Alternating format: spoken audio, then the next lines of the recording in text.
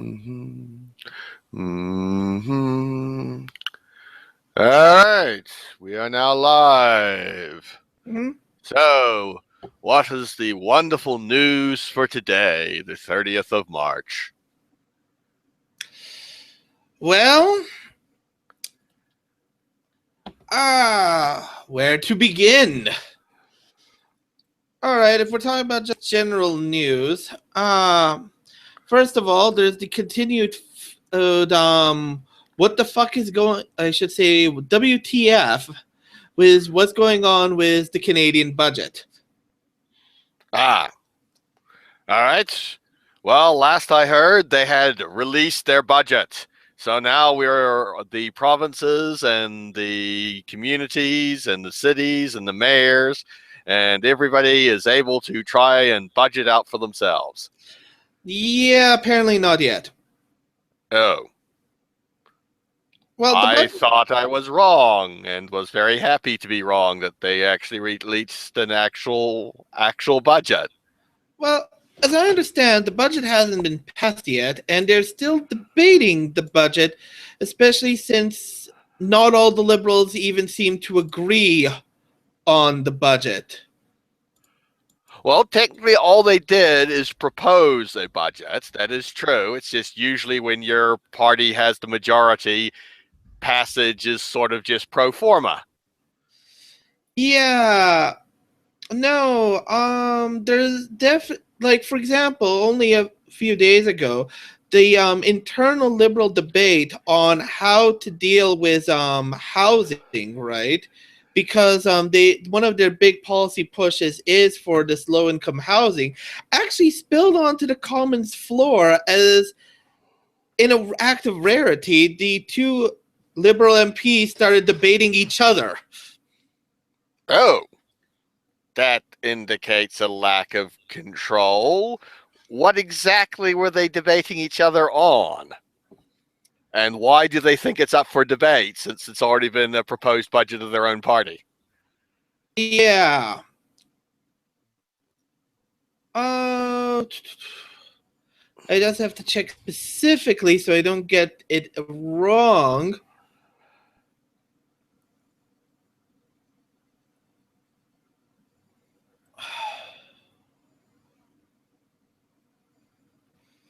Uh,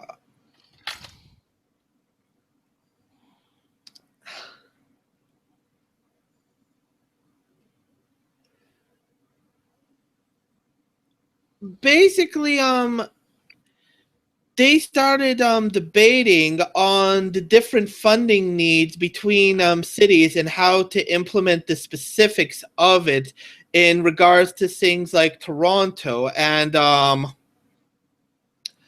having very different ideas on how to implement it. Okay. With the finance minister wanting to go with one method, which I believe is just handing over the money, whereas the other one wanted to go with a more federalist approach. Okay. But why is this up for debate? It's up for debate because they haven't figured it out yet. All right. Look, there's not only that, but even it's become clear from statements from the Liberal Party and just how things were acting that they actually didn't intend to leave Edmonton, and for that matter, a good chunk of northern Alberta, out of the unemployment extension, right? Yeah, there are some people who are pretty pissed about that. Yeah, quite a few people are pissed about that. At and there's no real rational way to reason to have done it the way they did it, right? Any person that understands what's happening will realize that at Oh dear, it appears you have a call. I have to call this fellow back. uh But yeah, anyone that has a reasonable idea of how the situation of Alberta would know that you should really give that to Edmonton. For that matter, it should have just been a blanket thing throughout Canada. But someone decided to implement some kind of formula into this that doesn't really work. And now the Liberals have egg on their face. And that was just other things like the thing that Rebel Media found in the budget that looks like Canada's implementing a form of cocoa bonds for the banks, where other European banks implemented a measure where banks can sell bonds, right? It's called Mm-hmm. cocoa bonds. But if for some reason the bank is unable to pay that debt, they can then convert those bonds into the equivalent of shares in the bank. However, Yeah. with the wording of the provision as it's if it were to pass as it stands right now, it would mean that banks can, if they're unable to pay their debts, pay, reimburse all of their creditors and all of their current debt. And for that matter, people that have put their savings into the bank and give them all shares in their bank. Yes, which presumably, if the bank was failing, would be worthless shares. Yes. So they No, would no longer have a call on their actual assets, just on their share value. yes. No, it's quite clear that the liberals did not really think their budgets through and go through it really well.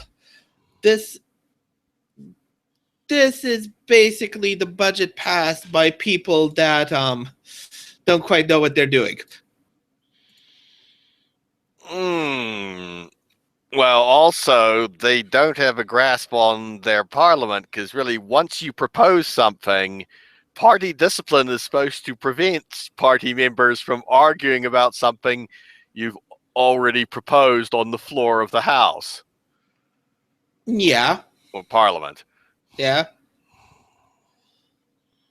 The House of Parliament. Uh, But no, it seems to be happening. They don't seem to have a real good grip on what they want to do yet, or at least how they want to implement it. And yeah, no, I think the budget is probably going to end up in debate for a while as the liberals have to see how they're going to deal with some things. Like right now, it's being argued that this measure for the convertible things with the bank is just really badly worded. But if they were to actually pass it as is, there'd be a fair amount of capital flight from Canada. mm. Even I would consider taking out my savings from the bank and putting them in American dollars stuffed under my mattress. Well, the problem would theoretically be that yes, account holders would be claimants on a bank's assets if it's actually started to fail. But mind you, there's still what is it, something like $60,000 for small accounts that the government is guaranteeing. Yeah, but even if you take the small account thing, right, out of the equation and you just consider bank debt, where banks do accumulate debt on themselves, right?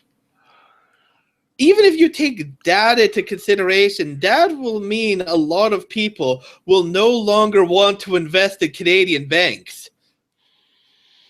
Well, they'll certainly demand a higher interest rate if the debts can be converted simply into stock options. Yeah, I mean, and also currently the cocoa bonds for the European banks have sort of failed as nobody is picking them up. yeah.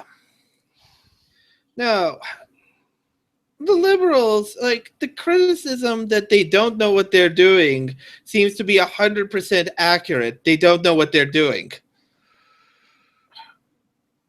Well, Really, certainly this is a hash of a budget if they're still arguing about the details of implementation. yes. That, and on the campaign to piss off various people, the Liberals have decided also, at least Stephen Dion announced, that they're going to start sawing relations with Russia. Okay. Now, to be fair to the Liberals, the Stephen Harper policy with the Russians was legitimately bonkers. Going to the extent where Canada would not sit in any committee or organization or meeting where the Russians were involved, even things like the agreements on the fisheries, was stupid. Well, so let's not prejudge this. I mean, the fact is, Canada does actually need to have relations with Russia. They don't have to be happy relations, but Canada and Russia actually share a very long sea border. No. The thing is, from what Dion has said and other previous statements, and Canada seems to want to have a new era of cooperation and understanding with Russia. And there's already, as I've heard, talk that Justin Trudeau is going to pay a Mr. Putin a visit relatively soon. Well, still, most diplomatic talks start out with all sort of nice talk about how wonderful everything is going to be and how we're going to try and have a new era.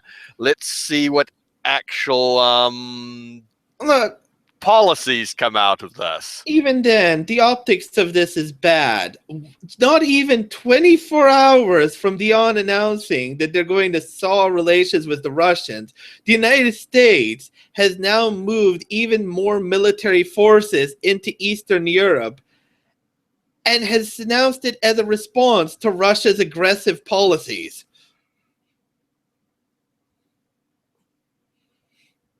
Well, I guess Canada will try and play its somewhat traditional role of the intermediate broker between the United States and the countries it cannot get along with.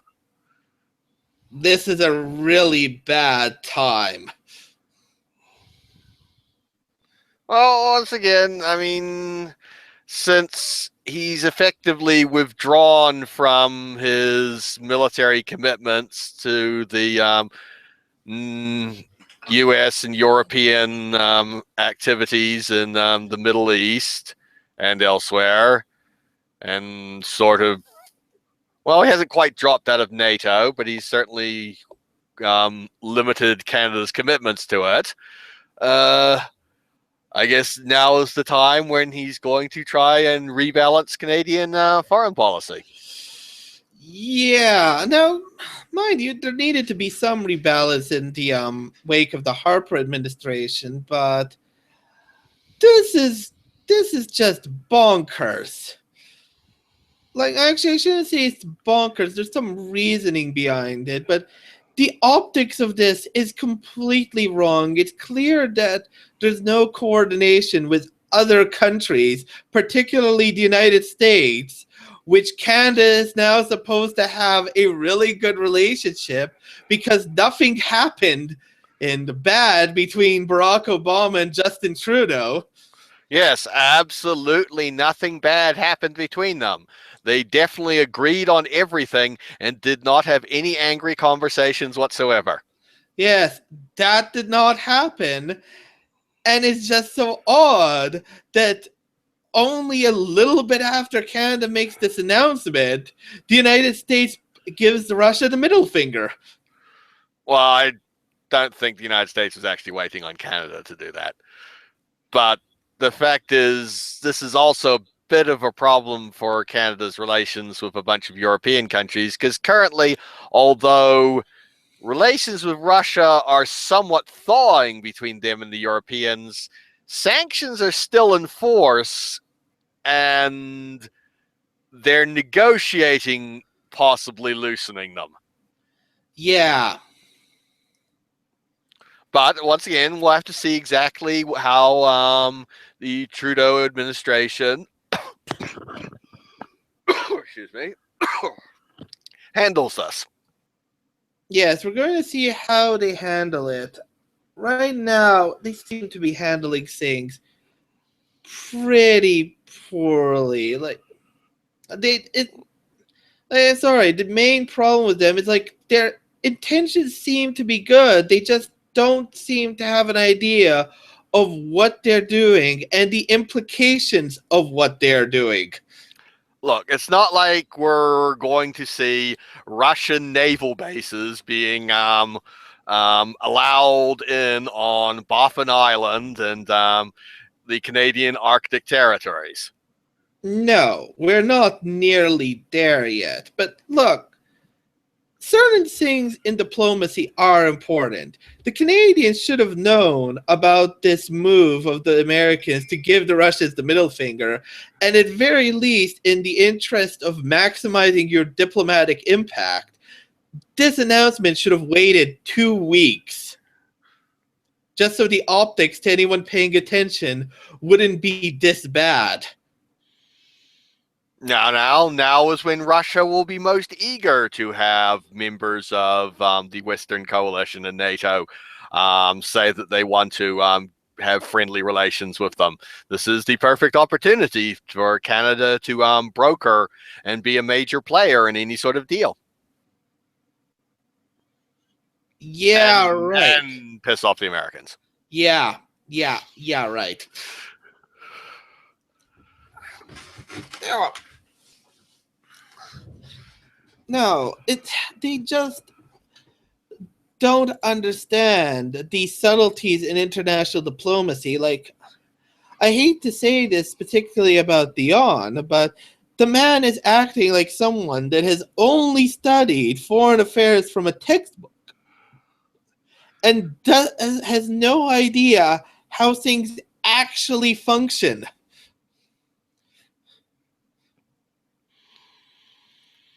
Mm. Well, as I say, we shall have to see. I mean, this is definitely a play, which is likely to piss off the Americans and possibly certain Europeans. But perhaps Canada has something actually good in mind that it can achieve with the Russians. And perhaps the Russians will want to use Canada to signal their new, more pro Western attitude. Now that Okay. What would you say the odds of that being? there's a chance, Like, what chance? a chance. Put a chance out of 10. 10 being this will definitely happen, and one being, well, 0 being this will never happen. Because I I'd put this at a 2 personally.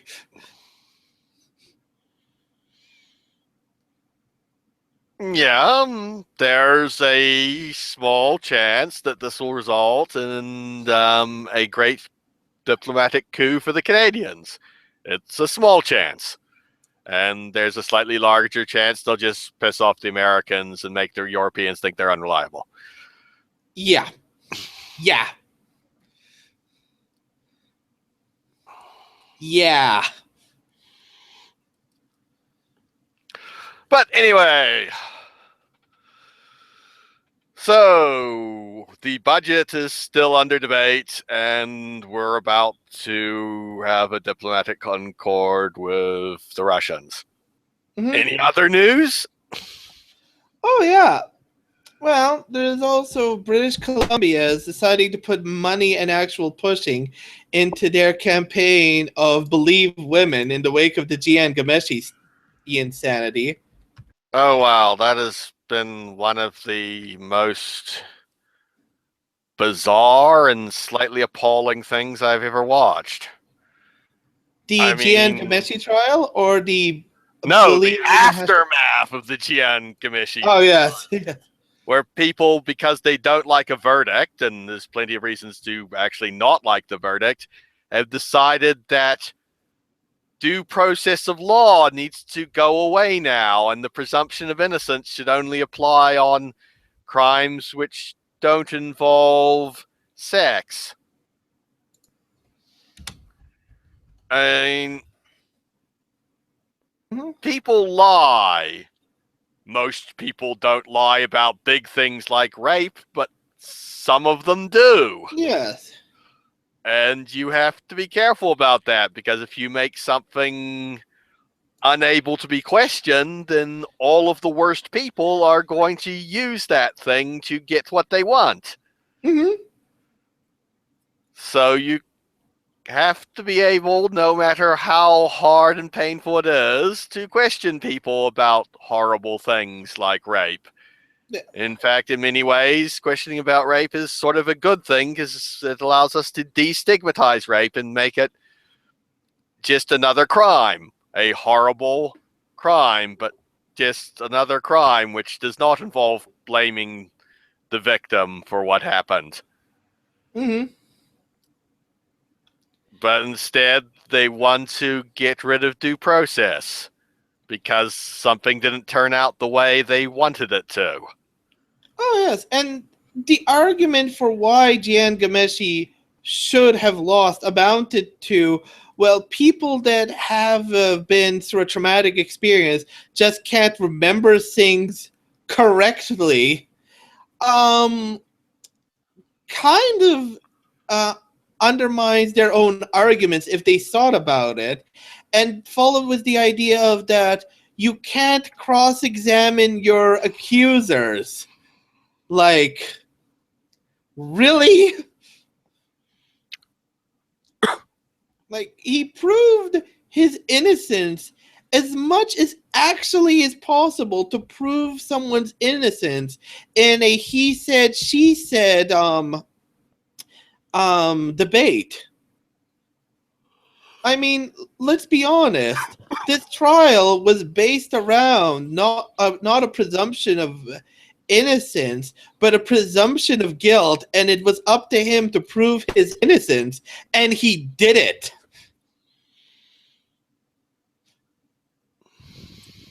Well, he certainly did the beyond a reasonable doubt thing, or at least his lawyers did.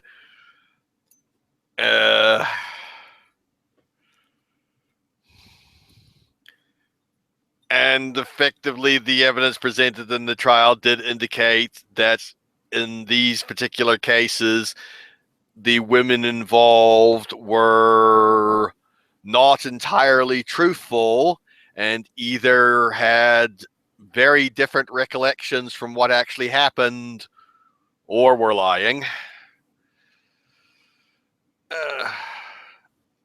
So yes, effectively the evidence against him fell apart. It's actually, from a sheer presumption of innocence, he said, she said case, one of the most clear-cut cases that has probably ever been in the public arena. Yeah. Like, no. And even then, that's not enough. Basically, they basically want a drumhead trial. They want the kangaroo court. Because it doesn't look like anything that's being taken away is, in terms of right, is going to be good enough unless it consistently results in a guilty verdict. Well, yes, the cry is that you must believe somebody who is the victim of this particular crime, which I'm pretty sure would never be applied against any other crime. Only this crime do you have to believe the victim. Yes. No, and the fact is, I mean, there's real issues in real cases which need to be dealt with.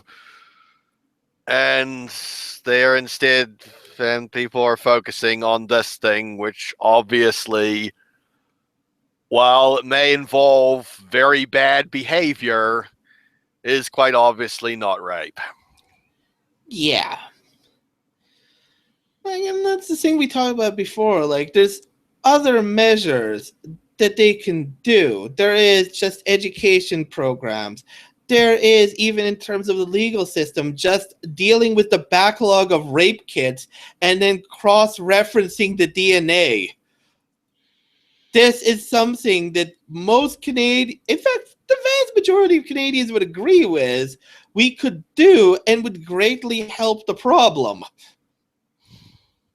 Yeah, no, at this point, you need to go back to your drawing board and then concentrate on actually prosecuting rapists Yes, and give up on prosecuting a guy who's just has a series of bad relationships.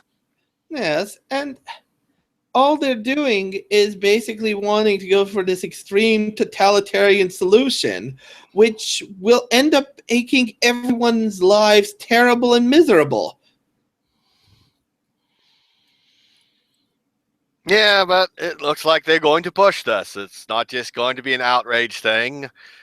Most of the media outlets are sort of either trying to be neutral or siding with the fact that this is some horrible travesty of justice. And now we have things like the BC trying to have some new laws, which I'm not sure how well they'll balance out against the charter of a Rise to charter freedom. challenge. Well, that's the problem with Canada in particular. There is nothing really protecting the courts in the Charter of Rights and Freedoms or the Constitution. We're not the United States. You're breaking up there a bit, but okay. Okay, Well, can you yeah, I hear me mean, now? it's not a problem of hearing you. It's just you sound Yeah. mechanical, at least on my Actually, end. up a little bit now too. Okay, now I can't really hear you. Can you hear me now? Yes, I could hear you then. All right. But yeah, uh, no, there's nothing in the Canadian system that specifically protects the courts. If you pass a law in Parliament, the courts have to interpret the law. Well, yes. But the charter is sort of looked on as sort of a semi-constitution, and it does have guarantees in it, along with the inheritance of British common law. And presumption of innocence is sort of one of the biggest of those. True, but the thing is, right, there's a, well, it's going to have to see in that sense because there's already another debate on how much British common law actually applies to Canada as well as traditions because we're now passing that law where the prime minister is going to be able to decide how elections run in Canada, whether it'll be a first past the post system or actually a ranked ballot system. They're not challenging British common law. Yes, they are actually. No, they are doing something which they're arguing is legal. They're not challenging that British common law or the tradition of British common law should apply to Canada. Actually, yes, they are. Oh, where are Because they doing that? because under the reason why previous governments haven't been able to do this is because British common law prevents them from doing it. Yes, which is exactly what I'm saying. But they're saying that it doesn't. They're not Actually, challenging the tradition of British common law. no, they are actually. Well, should amend that because the argument they're giving in the political realm, since this hasn't reached the court yet, is that those are that common law and British common law doesn't actually apply to Canada for the most part because, or at least cannot supersede the Parliament of Canada because Canada did separate from it in the Constitution when it made its own constitution, and they say that British common law cannot usurp the Parliament of Canada, so they don't need a referendum. So they have actually made the argument that British common law doesn't usurp their law. Yes, at least in public, there hasn't been the court challenge yet, and I don't know if this is going to be one of those things where they say one thing in public and then the legal challenge happens to be something else.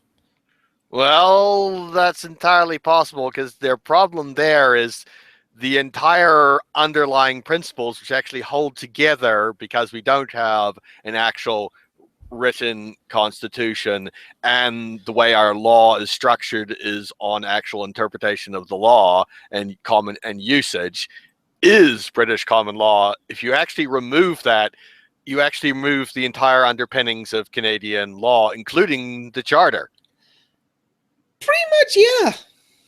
At that point, it's simply a dictatorship of the current legislature, where effectively there are no boundaries on what it can and cannot pass. Well, yes, and at least this is generally the intellectual argument being made by the progressives on both the feminist side and the people wanting to pass this law, in that you can change the court system because of this,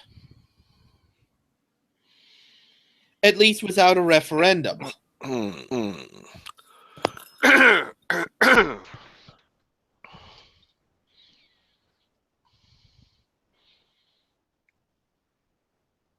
Well, you can argue about the background because the common law system, which Canada's inherited, has always been rather flexible and under interpretation.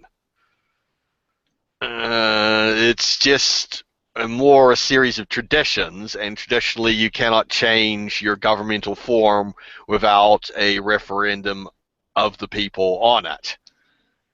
That's also true. There's also the point that usually governments have the wisdom, and I hate to say it, this really comes down to they don't seem to have the wisdom to realize this is a bad idea. They just are thinking of the now and aren't thinking of the implications in the future. Mm. Because, yeah, giving the parliament the ability to be able to decide how elections are going to run sounds like a good idea when you're the governing party.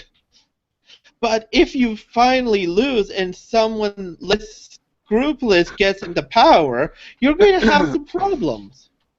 Just like if you decide, well, for the land of sexual assault, we're going to completely change how the trial actually works to some kind of kangaroo court, well, things are going to get dark really fast.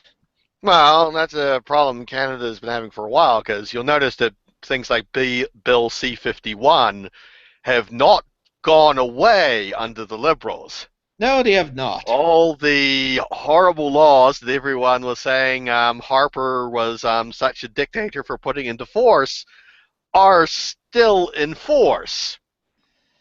Yep. Well, no, the one about citizenship they actually did repeal. Okay, yes, you're right. They did do that. But the other ones, no, they did not. And if they rip away the common law tradition, then effectively they're going to open the way for any future government to pretty much pass anything it wants. Yes.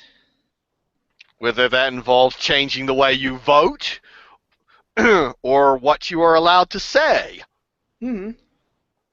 Or whether you're presumed innocent or guilty. Yes. Oh, and speaking of that, recently in their own abuse of their legal situation, the British Parliament has made it illegal under their ownership of the footage of the House of Commons for you to use that footage for any comedic purposes. Wow, that is pathetic. Nah, this actually happened some time ago, but I'm only really hearing about it now. Um, but yes, no, You're allowed to use footage from the House of Commons for news purposes, but anything which is comedy or derogatory towards the House, they are not allowing you permission to use footage from the actual House of Commons or their debates in such programs. Wow, that is really, really pathetic. Yeah, Uh, but it seemed to pass through quite easily. of course it did. Uh, but I No, guess, I'm beginning to think the completely screwed up American system with its divided houses and presidency and almost impossible to govern government might actually be the best solution long term for democracy. yeah, I actually have to agree with that at the moment. Like, I also was a very strong parliamentarian.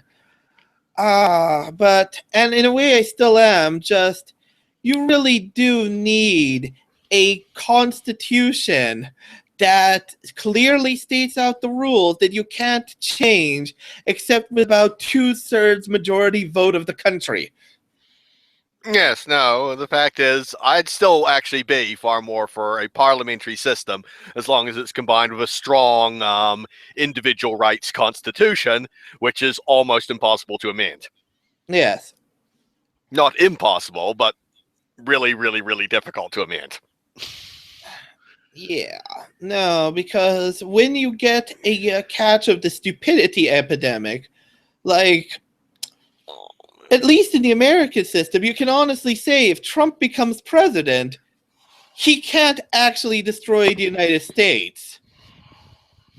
He can wreck foreign policy to an extent, but the Congress and the Senate do not have to do what he says. Yes.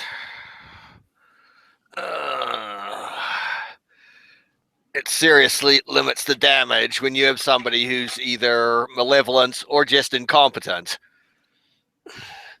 Yep. What they can do. Mm-hmm. And really, the fact is, when your government is functioning competently, you don't have to worry about it. It's only when it's functioning badly or incompetently. Yep. Ah. And yes, right now we do seem to have a case of the stupidity epidemic. Well, I'm not even sure what to call it a stupidity epidemic.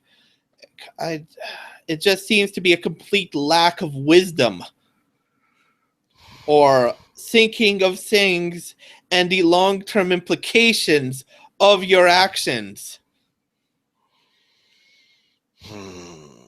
Yes, like undermining the due process of law, something which humanity has fought for generations upon generations to actually have put in place so they would no longer be subject to the abuses and corruption which come from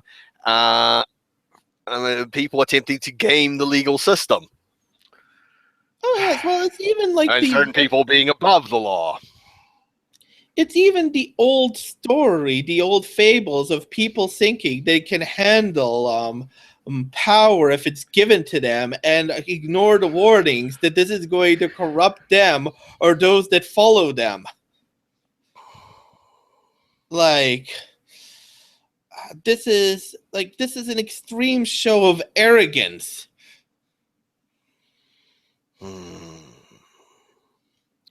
Speaking of that, we could go into the news of Germany, where suddenly the German government is making a complete 180-degree turn in their migrant policy.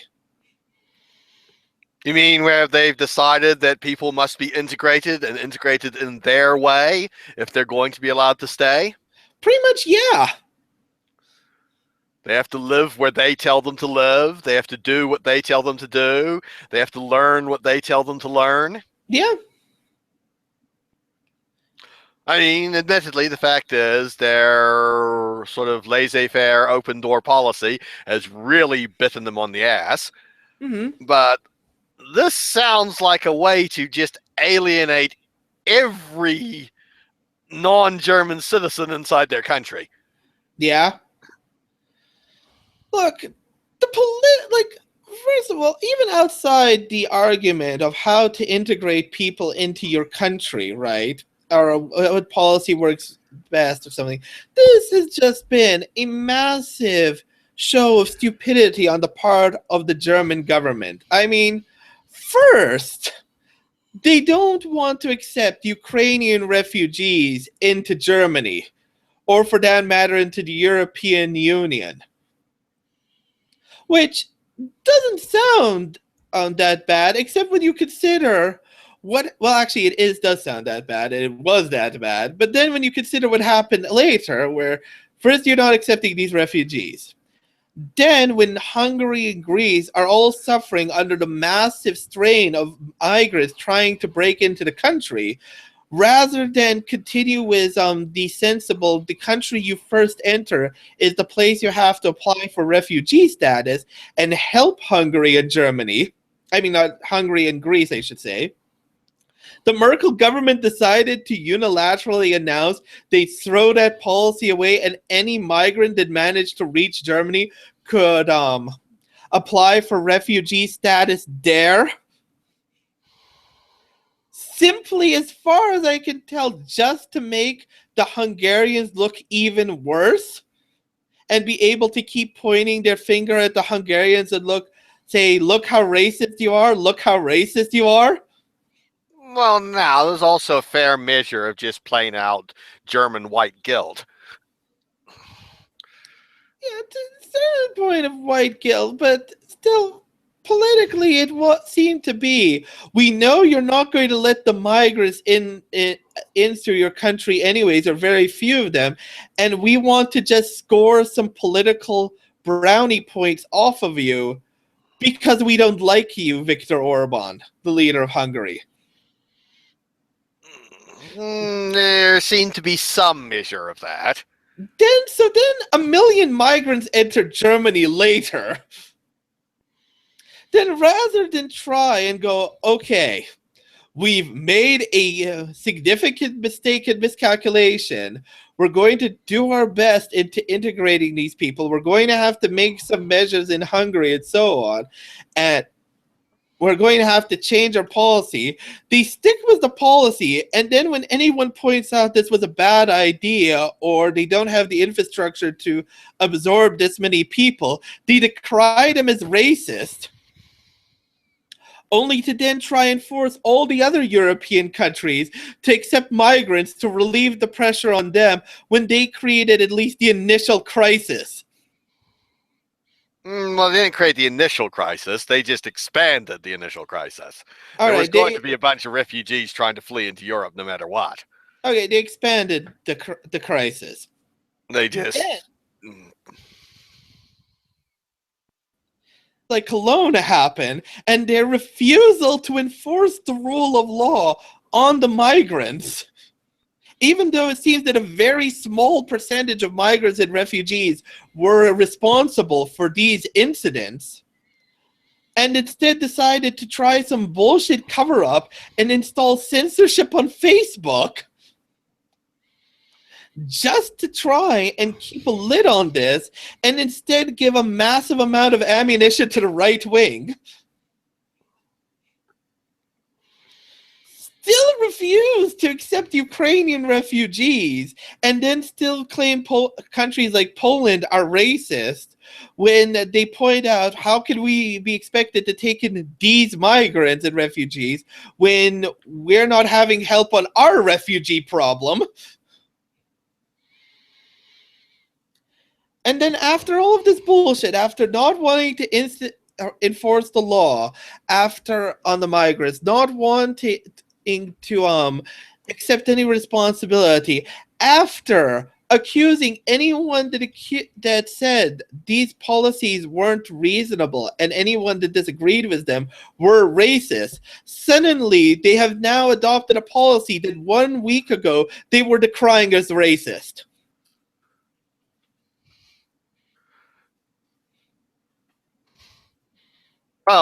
Also, as actually stated, it's an exceedingly authoritarian policy. They're effectively saying that these migrants aren't allowed to live in their own communities with their fellow migrants or choose where they live. They can only live where the government tells them they can Mhm. live. They have to learn certain things in a certain deadline, which, admittedly, learning German is probably a good thing, especially Mhm. if the courses are provided to them. And effectively prescribing their lives, or they don't get to be residents of Germany. Oh yeah. Yeah, no, this is an authoritarian solution I do myself do not actually agree with. Like, they've went to maybe not the most extreme right-wing solution, but this is on a Donald Trump level. In fact, they've between the wall they're building and this is basically the Donald Trump solution to immigration I don't know. The Germans aren't building a wall. They're letting other countries build the wall. and funding it.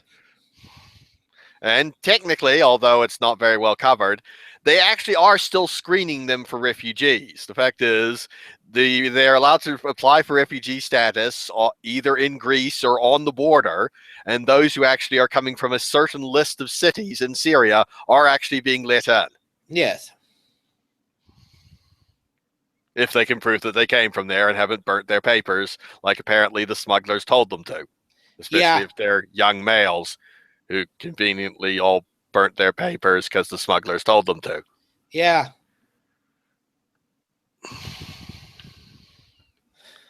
No.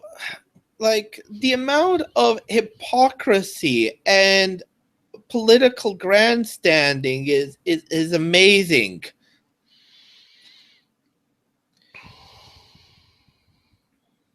Like they've gone from one extreme solution to another, and now people are wondering, well, what happened to all of these people that were proposing this solution last week, or nicer solutions than this, and accusing them of being horrible racists?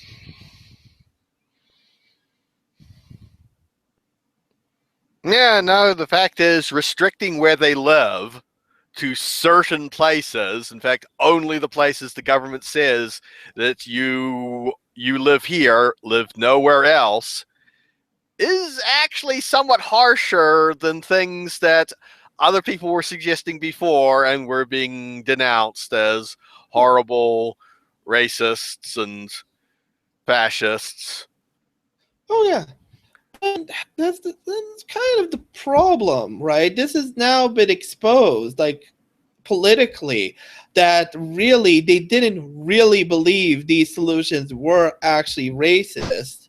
At least the people, certain people in the government didn't believe that. Ah, they just were using it as a political weapon and didn't care about what happened to the people that were being branded as racists. Also, the fact is, the majority of actual terrorist incidents are from the existing ghetto populations in Europe who have been there for decades. Mm-hmm. And this will do nothing to stop that. No, it will not. It'll just piss off the new migrants who are not allowed to reunite with their extended families in the country, if they have any. Mm-hmm. They'll still go visit them in their ghetto communities Mm-hmm. and possibly get recruited. But at the same time, the existing toxic environment where they have refused to actually police or involve themselves in these communities will continue on as before. Not only that, but this is effectively the lead up to mass deportation. Where are they going to deport them to? Turkey, while they do have some kind of weird agreement with Turkey at the moment, is currently going into the land of being incredibly unstable. Well, it's definitely descending into a sort of authoritarian cult of personality dictatorship. Uh, And the fight with the Kurds and various other groups was within Turkey is really heating up, especially now the Russians are just saying fuck it and providing weapons to the Kurds wholesale. Well, yes, there's that. But also, the European deal with the Turks appears to be give the Turks billions of dollars, and then the Turks don't do anything. Yeah. Because, seriously, they've made token efforts about saying, no, refugees, don't go across the Aegean Sea. You shouldn't do that. But they haven't really slowed or stopped the migration. No, they haven't. And the camps in Turkey, the conditions there are truly horrific. Yeah, they're horrible, and they appear to be getting worse. Yep. For all those billions of dollars they're getting, none of that seems to be trickling through to the actual refugees in Turkey. No, they are not. So that's getting worse and worse, almost as if the Turks want more refugees to pour across the Aegean so that the Europeans will give them more free money. Yeah, it almost seems like the Turks are actually doing that. Or at least hoping that the refugee crisis will stay on so the Turks can avoid censure and attacks on them for becoming effective in a authoritarian state. Well, not only that, they've actually managed to reopen accession talks for Turkey becoming part of the European Union. Yeah. Because part of the deal is not only do they get billions of dollars, but the Europeans have to start letting them into Europe. Yep. I mean, no firm commitments yet, but they effectively have reopened accession talks, and they're supposed to be going towards actually setting a dateline for when the Turks will actually be part of the EU. Yeah. Yeah. All through blackmail. I think this has worked out wonderfully for them. Oh, yeah, no. I mean, after the push to make Viktor Orban, who really is a fascist leader, put censure on him for his moves, and Poland for their minor moves into the land of fascism, and with all the talk of, oh, we shouldn't have let Poland into the European Union, we need to put sanctions on them. No, let's put Turkey into the European Union when they've effectively given up any pretense of being I shouldn't say pretense of being a democracy. They're still claiming it is with their new sultan. No, it's still a democracy. It's just any voices of opposition are killed or thrown in jail. Yeah.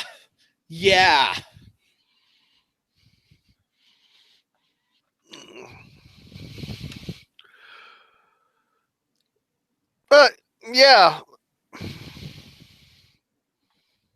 No. Like, this is just complete bullshit at this point. And I can't believe anyone is supporting these leaders at this point. And I said the biggest thing for me is just the accusations of being racist, right? Like, being accused of being racist and having it really pressed has broken up friendships, it's lost people jobs, it's had them censored from the community. And it's a serious accusation in this day and age. Well, it's probably not going to be for that much longer. I mean, effectively, the cry of "you are racist" has gone from an internet insult to use when you're losing an argument, or possibly against somebody who's actually racist, to effectively something that is just thrown out by the news media and governments whenever they need to stop people from attacking them. Yeah, and it's losing its effect really fast. Well, worse than that, it's actually making it so people can actually, if somebody's actually being a genuine racist, it's hard to actually tell because you can't trust the media narrative on this guy is a racist, we need to watch out for it, when they've just said that a dozen times about a bunch of people who may range from people who just disagree with them or are just internet trolls. Oh, yes, and the same thing applies also with rape, because while back with a little bit with Gian Gameshi, yeah, he's been found innocent, but at the same time, he lost his job with CBC, he's been publicly demonized, his career is effectively dead. He has to try and rebuild it. Being called a rapist also has huge social censure attached to it. And as these incidents go on where people are using the term so frivolously, it's also losing its meaning. Well, the big thing will be the upcoming trial in which he's being supposed to be um, charged with various offenses, or has been charged He various has been offenses against charged. people in the CBC. At the same time, there's already talk that it's actually the charges are going to be dropped. Well, if the charges are dropped there through lack of evidence, then it's wide open for him to sue the CBC. Yes, it is. Now, it's not the American legal system, so he won't be getting hundreds of millions of dollars, but he can still get a fairly sizable settlement out of it.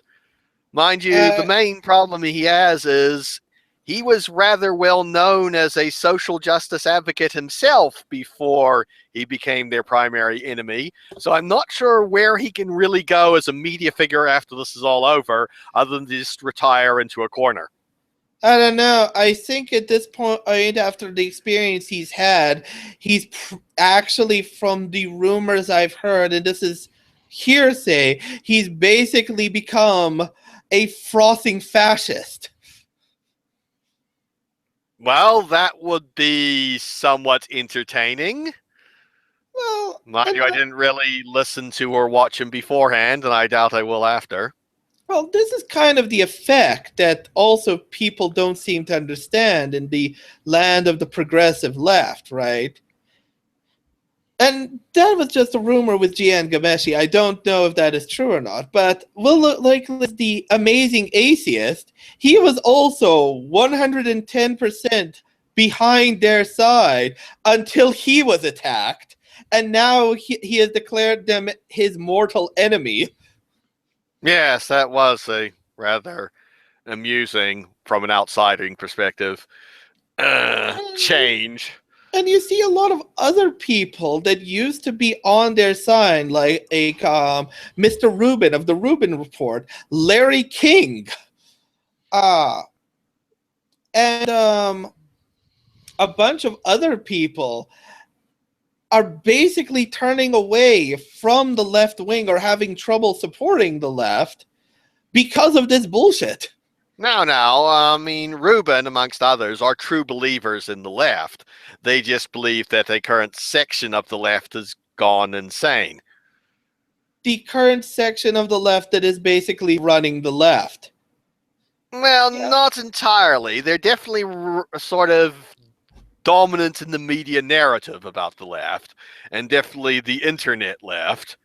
I mean, there's still people who are actually running the parties of the left who are generally there to be in power. Yeah, but those people are the ones being pushed out. Most of Europe has progressive governments that have pushed these policies. Um, Canada is basically led by the feminist Pope. Well, let's be clear, actually. Merkel's party are actually the conservatives in Germany. Yeah, and I believe the Or at least they used to British be. are being run by their version of the conservatives. But they've still been passing laws and implementing the progressive ideology. Yeah. Like, no, like, people have been pushed out. The progressives have been being pushed in. Now, granted, a lot of the progressive fights in the end have blown up in their faces, like the whole migrant crisis in Germany. But they still have caused a lot of damage as a result. And they're still going 110% forward with their crap. Like, I doubt Germany's reverse on their migrant policy is going to have any effect on the policy in Canada or some of the other European countries. There is no going to be a sudden renewed restraint in using the word racist. No, no, they're going to go down on that ship. Uh, they're going to drive that word effectively into the ground. Yes, yes, they are. Uh, Now, look, the progressives, for the most part, are the ones running the show at this point, and they're nuts. well, they've won the social war to pretty much the largest extent they can. And now they're pushing on into the parts of it which make very little sense. Yeah. Like, well, that's the thing, and I'd like probably just to do a separate show on it, but like, there's no consistency in what they believe. There's things seem to change without any understanding. And to be quite frank, right, I can understand why people would believe in fascism and what the fascist beliefs are. I don't agree with fascism, but I can understand it. I can understand communism. I can understand liberalism. I can understand libertarianism. These are all things I can understand. Hell, I can even, to an extent, understand why people would find an appeal in the jihadist rhetoric and fundamentalist Islam, as well as fundamentalist Christianity. Those are things that are understandable to me. I don't necessarily agree with it, but I can understand it. I can't understand the progressive stuff at all, except in the framing that it's a cult. What's to understand? Well, there's the example of the recent controversy over the character from Blizzard's Overwatch posing too sexy. That seems mostly just to be an internal Blizzard thing. I mean, only one person seems to have really complained about it, and then they removed the pose. And then they said they were going to do it anyway. But they did And it to stop people from feeling uncomfortable. and then the social justice warriors backed it quite a bit and have begun a campaign to to get people to unfollow Notch from Twitter because he said removing the pose was stupid. Well, Notch said a bunch of things, actually. But yes, there is a campaign to unfollow Notch. Mind you, there are a few people actually, even in the progressive community, who are basically arguing that this is, in fact, more along the lines of slut shaming. And the people who actually like the character think that, just because you're strong, funny, a good person doesn't mean that you aren't allowed to be sexy, and especially in a teen and above rated game. All right.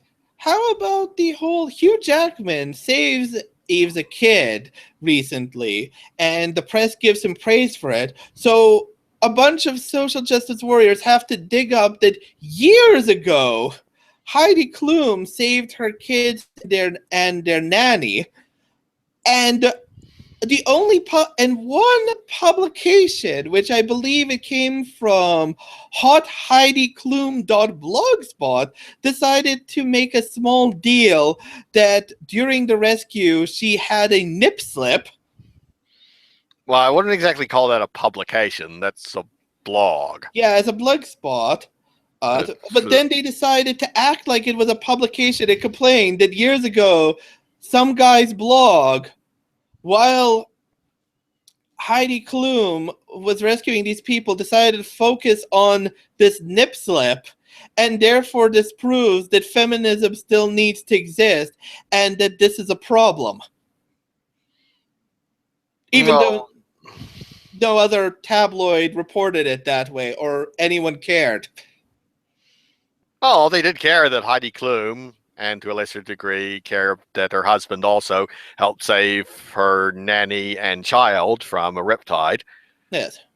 Um, that was several years ago, and they did publish photographs in which the nipple was blurred out because nipples are scary.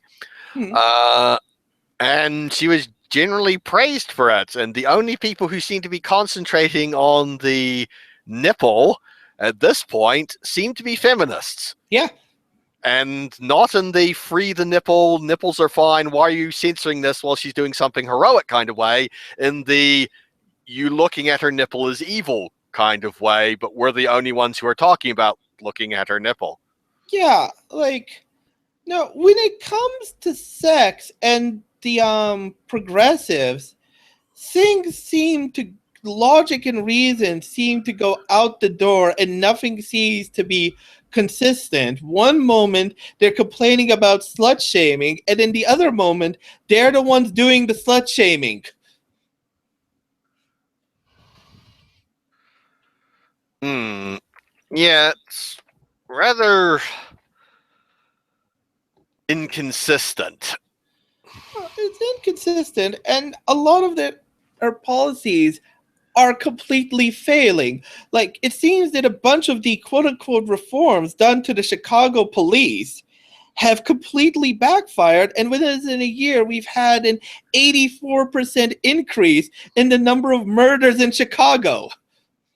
Yeah, it's really bizarre how race relations have gotten worse under Obama. The crime rate, which is dropping everywhere, has suddenly massively spiked up in America's major cities. Hmm. And disturbingly enough, it seems to be mostly in the cities which are run by Democrats and have strong gun control. Oh, yes. Well, even then, like, look at Belgium. Belgium, which has had the most liberal policies towards progressive liberal progressive policies in all of Europe, right, has had the most liberal migrant policy, is also currently considered the hotbed capital of jihadism in Europe, and experienced a major terrorist attack. Yeah, no, Belgium and Brussels are yes, arguably the center of liberalism and bureaucratic Europeanism for the all of Europe and the world, and they were very progressive in their treatment of migrants and allowing them to live their lives how they wanted to live their lives. And now they are the center of jihadi activity in Europe. Yes. No, their policies have been consistently proven to not work in the slightest. Now, they haven't worked. Things are clipping apart at the seams, and they're just continuing to double down as opposed to try and explain their failures with something other than, well, Belgium needs to do our policies even harder than before.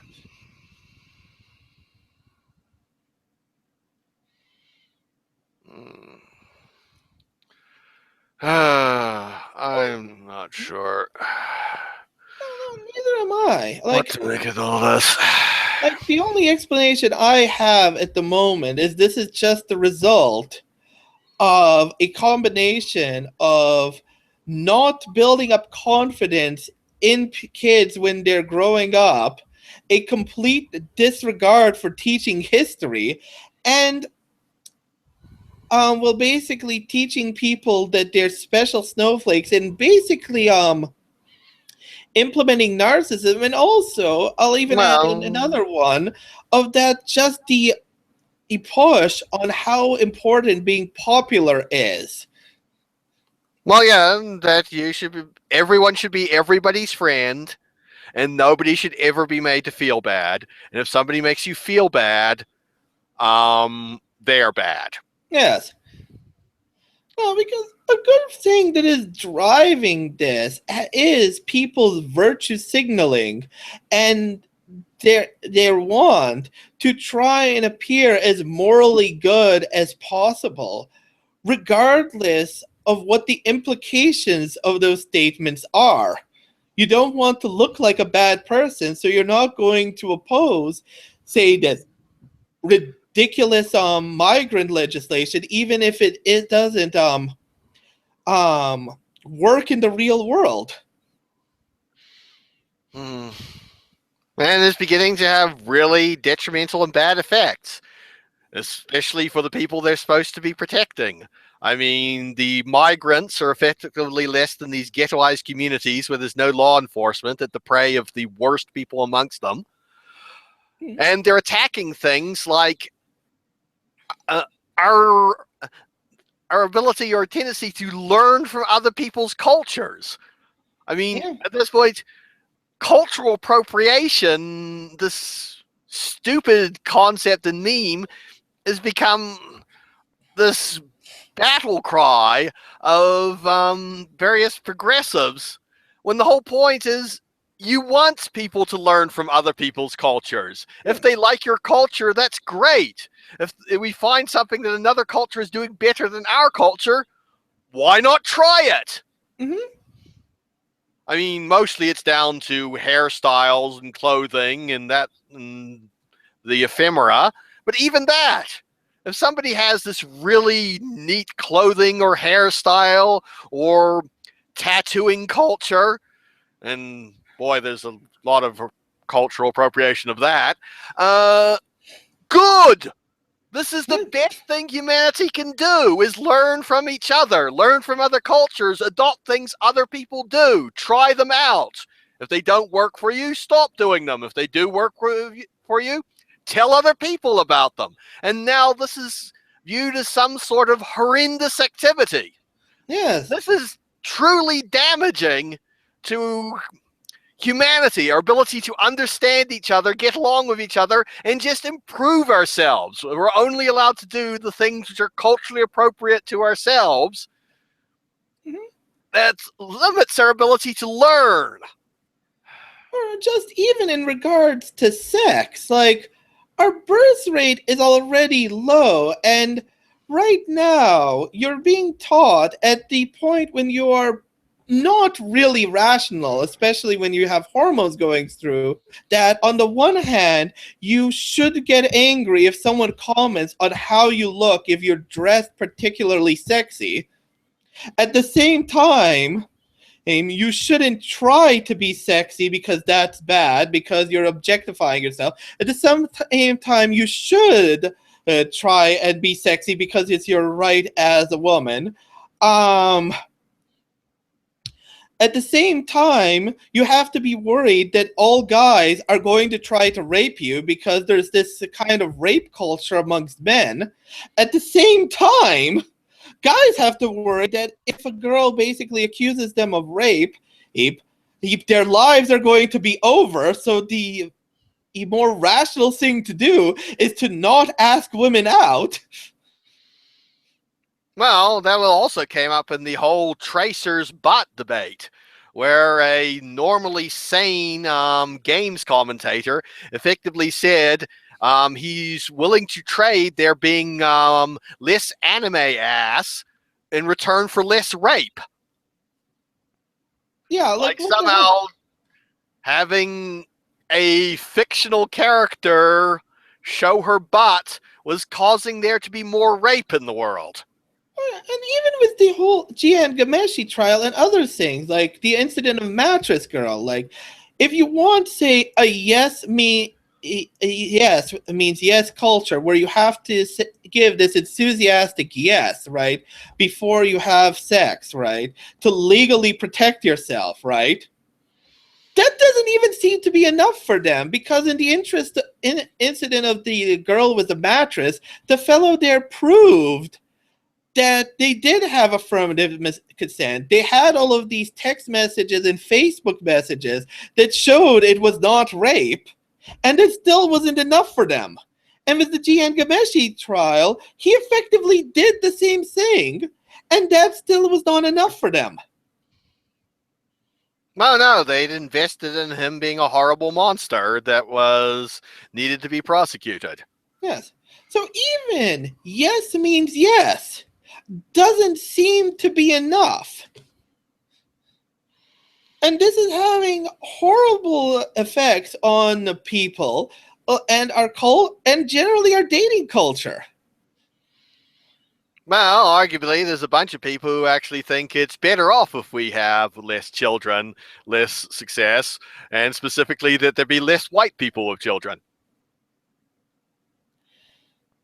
Which is pretty freaking racist. Yeah, that part definitely is. But then again, I've mostly heard it said by white people. Yeah.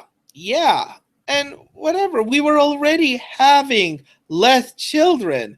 When you basically have a certain level of wealth and comfort in a society, you have less children. Oh, yes, no. The fact is, Europe is well below the replacement rate for the most part. The United States is only just barely above it. And that includes that they have a fair amount of migration going in, even with all the arguments about it and walls. And Canada also, because of migration, is managing to keep itself above the replacement rate. But other than that, the birth rate everywhere is pretty much dropping. Yes. But no, there is just an extreme amount, like, and this is also where the confidence issue comes in. Like, there is such an extreme amount in some people of white guilt, where, first of all, I'm sorry, but you should not be held accountable for the actions of your parents and your ancestors. You shouldn't. Well, that's the thing. The new version of the left has decided group identity is more important than individual actions. Yeah, but they've only decided it's important in regards to certain groups of people. That doesn't seem to apply to Muslims. Well, no, they're still group identifying them. It's just they're group identified as a persecuted minority, and then there's only a small, indistinct group of them who is actually doing bad things, and Yeah, possibly because they're being persecuted. but that's the thing. When it comes to groups like Muslims and Muslims or black people or the black community in the United States, it is always, well, we shouldn't judge the whole group by the actions of some individuals, which and this is a statement I agree with. But then when you go to some other groups like Europeans, white people, or for that matter, Asians, it Or is, now Jews. or Jews, it is the actions of a few people clear evidence that this entire group is horrific people.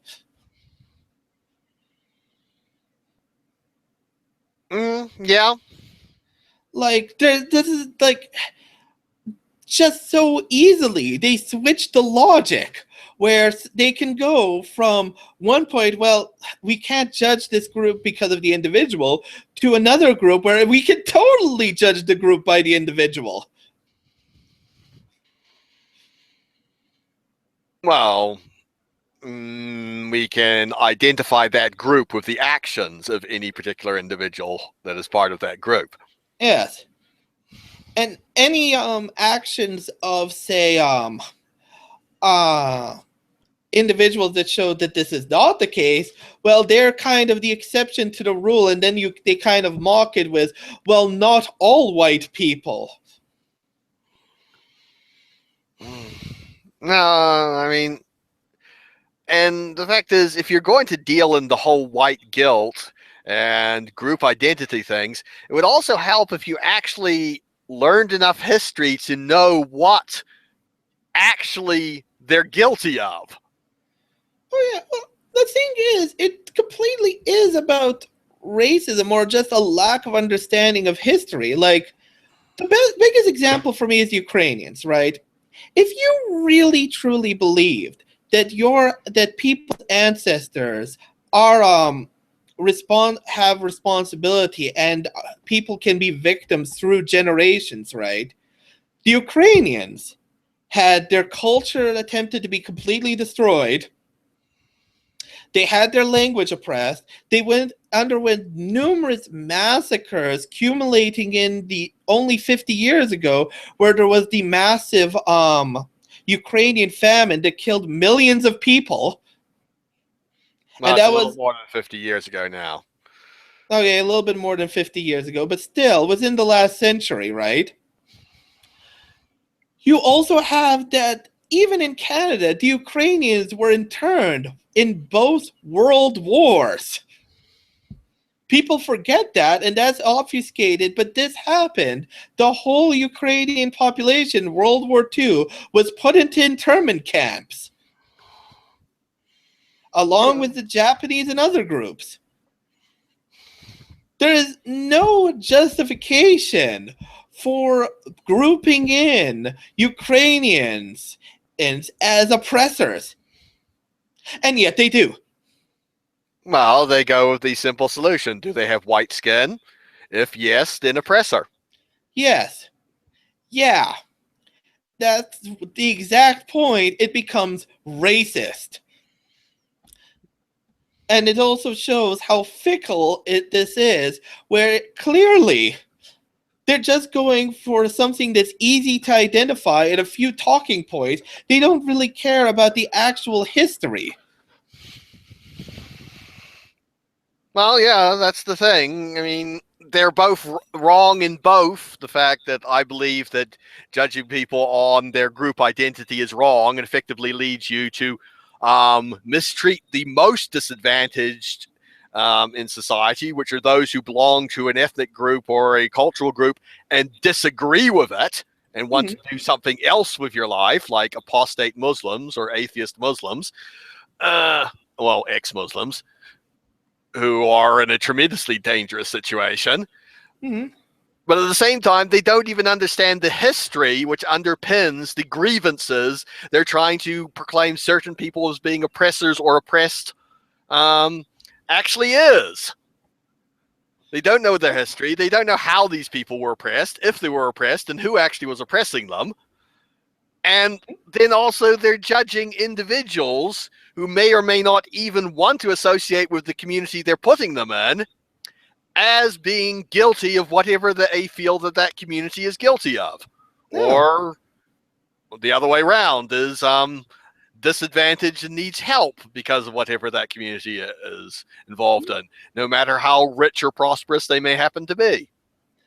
Pretty much, yeah. And that's the thing, right? Like, fascism, the fascists, for what you can say about them, actually do have a real strong analysis of history. And while I feel they are actually wrong, I wouldn't go that well. There were certain fascist thinkers who had a strong appreciation of history, but they also suffered this from this group identity thing. But the vast bulk of fascist followers and believers are just extreme populists who don't really care. They just want to feel better about themselves for being part of a group and a community. And remember, the fascists, like the Nazis themselves, believed in themselves as victims. They believed they were the victims. They were constantly oppressed, and conspiracies were being used against them. yeah, no, that is true. And to a certain point, it was historically true to a certain extent. But the point I'm getting at, right, is fine. Still, there was an ideological core there where people actually were really thinking about it. And you could point to them and you could read their work, right? You could do that with communism, libertarianism. You could also understand where these people came to these conclusions. You can't do that with the current strand of progressives. Everything I've tried to read from people that have recommended some works that they've written is basically gobbledygook. Even recently, with the whole Trump thing, right? Sargon of Akkad pointed it out in his latest video.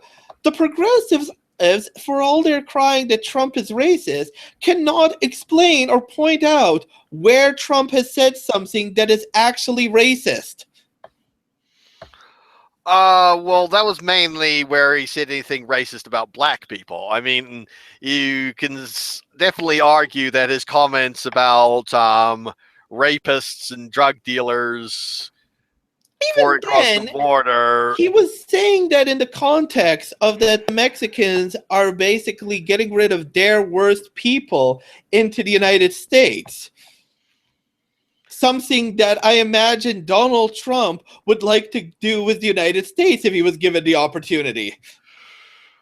Well, you can definitely argue it's more nationalistic than racist. But there's definitely an implication that because of who they are, they have all these rapists and drug dealers who they can throw across the border at us. Yeah, but that is it. There's the implication. They don't have a single quote of him saying something like niggers are going to be niggers. Yeah. And he does not moderate his speech.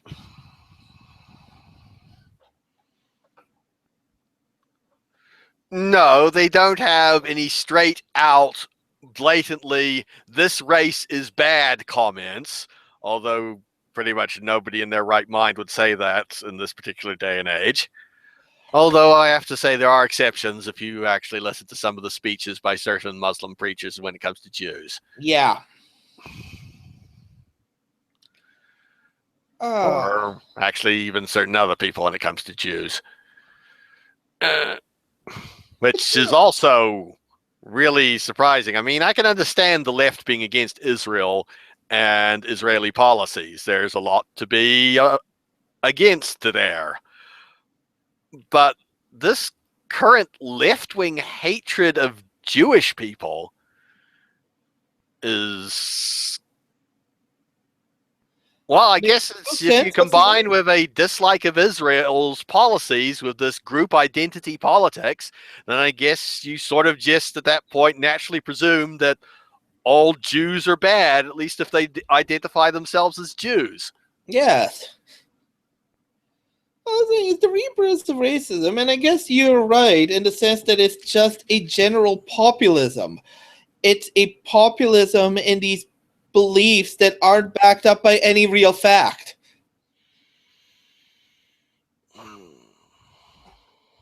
Oh, no, there's bits and pieces of facts. Everybody uses selective bits and pieces of facts to back up their opinions. It's just they omit any context which disagrees with their point of view. Yeah.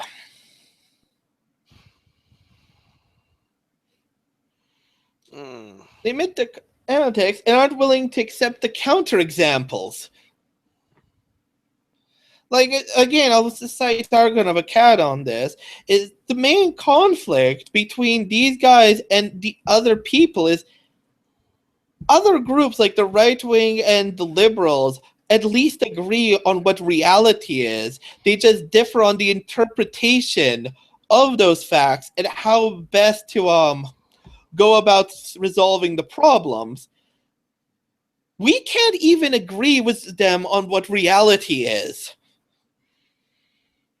Well, I mean, there is some things that, I mean, the right and the left do have a somewhat different interpretation of reality, and that became rather a problem, especially in the U.S. Congress over the last little while. It wasn't all the left's fault. The fact is, there's a bunch of Tea Party Republicans, or what has come to be called Tea Party Republicans, whose view of the world is substantially different from their counterparts across the aisle. Oh, that's true. Yeah.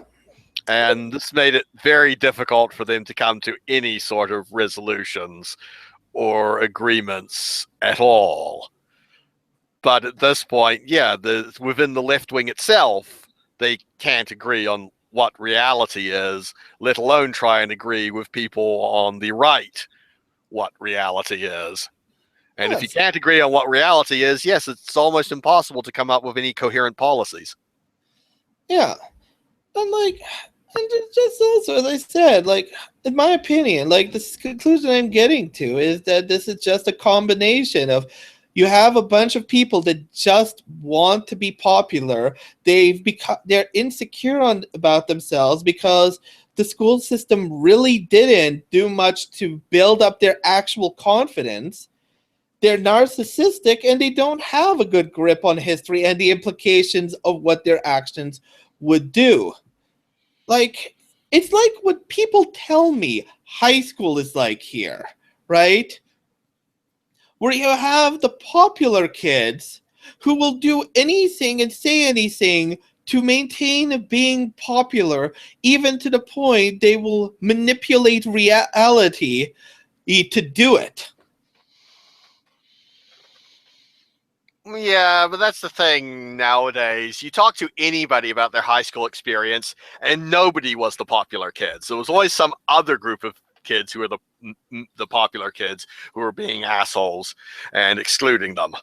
Well, that's why I put it in that measure of it's what people tells me high school was like, right? It doesn't sound, you're right, it doesn't sound like anyone was the popular kid, but I keep hearing of the evil popular kids and their evil machinations. Yeah, somebody was keeping them down, and they were oppressed Right. because they have to be oppressed by something. Yeah, and Even if it's just not being able to sit at a particular table in the lunchroom. I swear, like what this sounds like is that people with the resources and bodies of adults are still stuck in that high school mentality, and this is the result.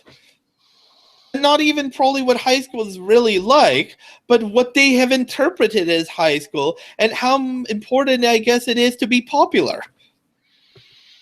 Well, born to be liked, and that people have to be nice to them, and then they're put in a new environment, like a university, where you're supposed to encounter new ideas and things that conflict with you, and are on your own for achieving things and motivating yourself.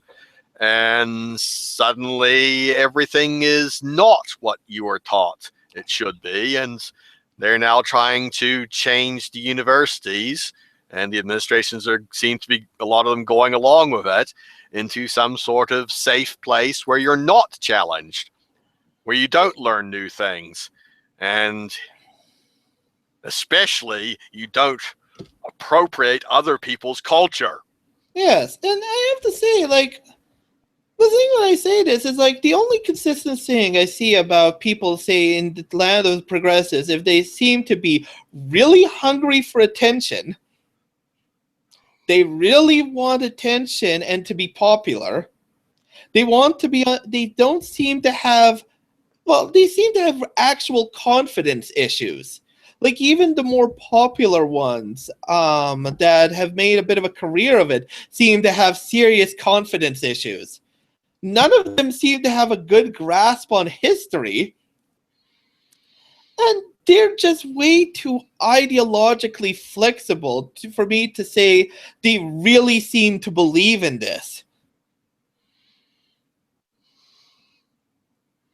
No, their beliefs seem to fluctuate with what is currently being decried on in the media and the internet now.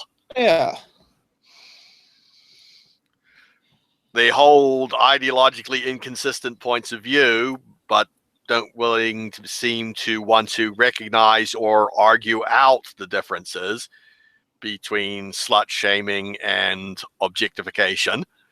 Yeah. And there is no grand ideological figure or book or sort of page or ideology that you can really point to, some sort of text which defines their belief system. No, there really isn't. And yeah, no, this seems to be their belief system. If you boil it down, or at least what it seems to be to me, is say whatever makes you look morally good and superior, defend it 110% and go along with whatever seems to be popular. Well, and say whatever will justify your actions, no matter how morally reprehensible they might happen to be. Yeah. Like, and you see this time and time again. Like, another thing was like with Gawker. Gawker supported the progressives 110%. They supported them far more than probably any other organization did. And when the Hulk versus Gawker trial ended in Hulk's victory, and Gawker's now in deep crap, although I think they have now managed to come up with Hulk Hogan's $50 million, don't quote me on that, but they're still in deep crap. The social justice warriors and the progressives have completely abandoned them. Well, you have to remember that's earlier on, before Gawker became a major platform for social justice thought, it was actually attacked by the forces of social justice for being a horrible, horrible place which concentrated on nipple slips and side boob. Yeah, fair enough. But still, So they just abandoned them. They were allies of convenience. yeah, there seems to be a lot of allies of convenience. And the thing that I'm working with now is they just want to go with whatever's popular at the moment that makes them feel good. And once that seems to not be popular and isn't making them like or making them look morally superior, they abandon it. Like you can see. Well, that's how virtue signaling works. Yeah, and it's really bad being played out on a political level. Like going back to Germany, now they know that their policies weren't going to be popular. They're not looking good.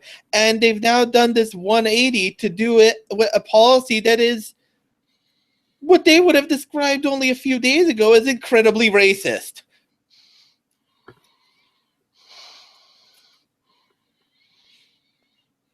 Well, the fact is, there still are a bunch of people who are proclaiming that this change in policy by the German government is incredibly racist. Yeah, but it's also received almost a very little news coverage outside of Germany, aside from some of the other stuff the German government has done that has received a lot of news coverage. The newspapers of the world that basically applauded Germany's migrant policy have not come out at this moment to condemn the reversal or mention it.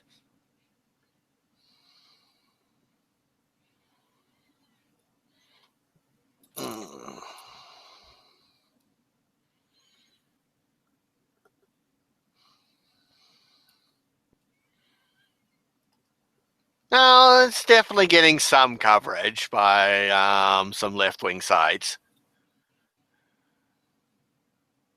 Yes. And also, this isn't actually law yet. It's just a proposal by the foreign minister. In fact, you'll notice that he's the one who's leading the charge pretty much by himself. And the rest of the government, although not disavowing his position, is not publicly leading the charge on this one. He's the interior minister. If someone a part of the government proposes something like this, they're going to pass it. This isn't some random private member's bill or a lower MP. No, this means they have discussed this in private. This is the decision they have come to. They're going to pass it. And they're just going to send him out to take the heat on it. Yes. They are not making a stand of their convictions. They are not going to, in the parliament, decry him as racist.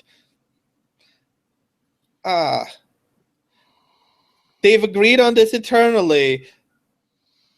That's it. They did not have the convictions of their beliefs at all. And the scary thing is, it really seems like all of this bullshit, from the incidents in Cologne, to the censorship, to the accusations of racists, were really all done in the name of political gain.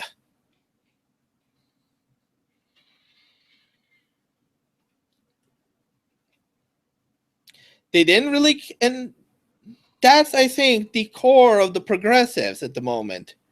They don't care really about the lives of minorities and people that are being oppressed. They don't care about the implications of their actions.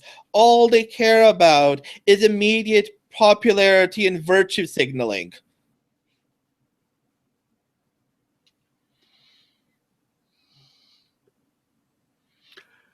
Uh,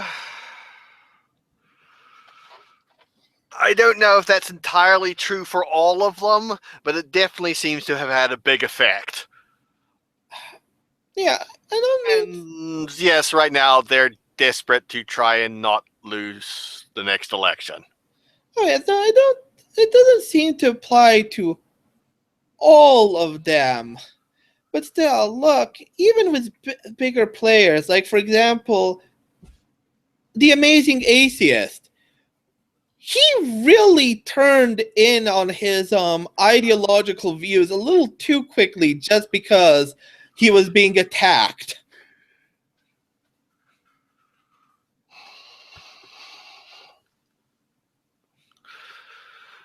Mm,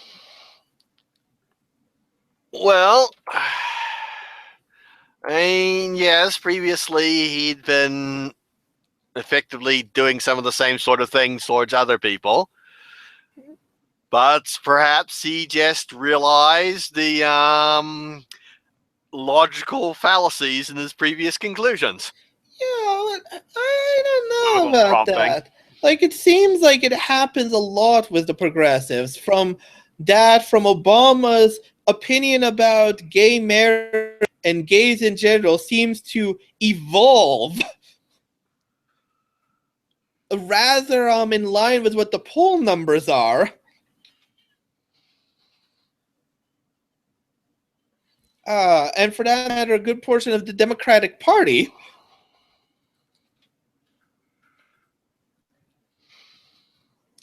And for a lot of them, it doesn't seem to be a strength of conviction thing. Like, no, it just seems like, maybe not for all of them, but it seems the main motivator behind this and the main power, and this is the theory I'm going off with now, is just the thing of being as popular as possible.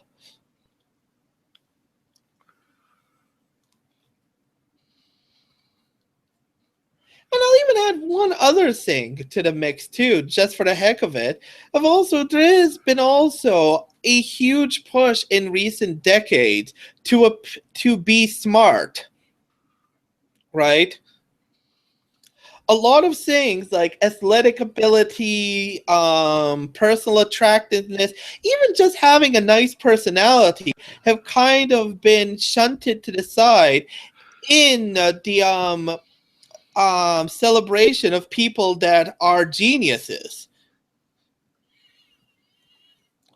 And Really?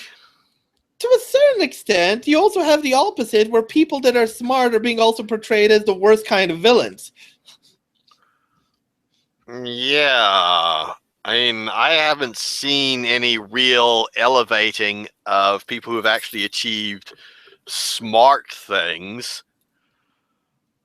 And if they're not politically appropriate, in fact, people who are Nobel Prize winners or achieve major feats in uh, science are often attacked and possibly driven to tears or out of their home country. Well, let me rephrase that. Smart seems to equate to power, right? It usually the most powerful characters being portrayed in most media now are smart. Like who?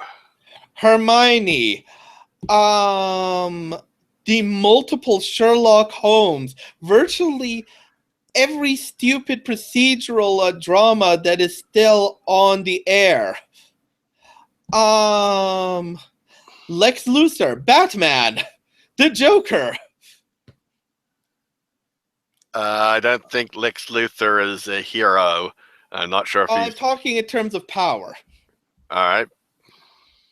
right?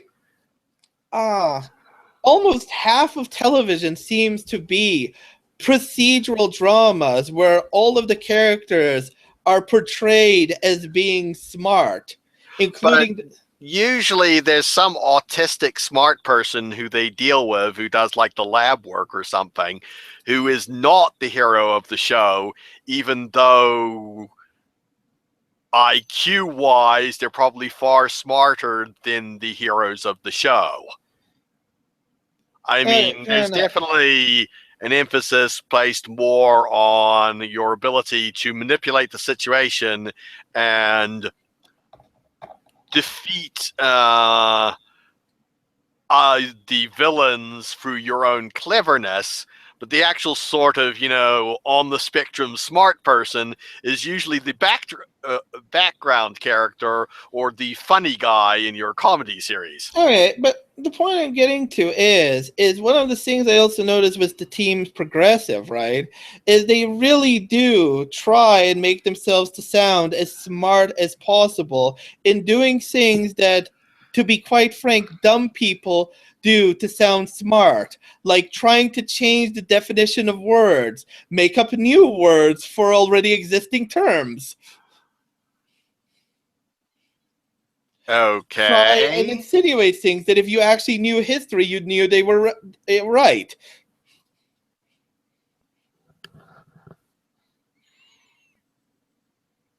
Yeah, these are just standard, if underhanded, argument techniques. Fair enough. And arguing on the internet and to some extent on television shows isn't really about showing off your biceps. Fair enough. Fair enough. I don't know.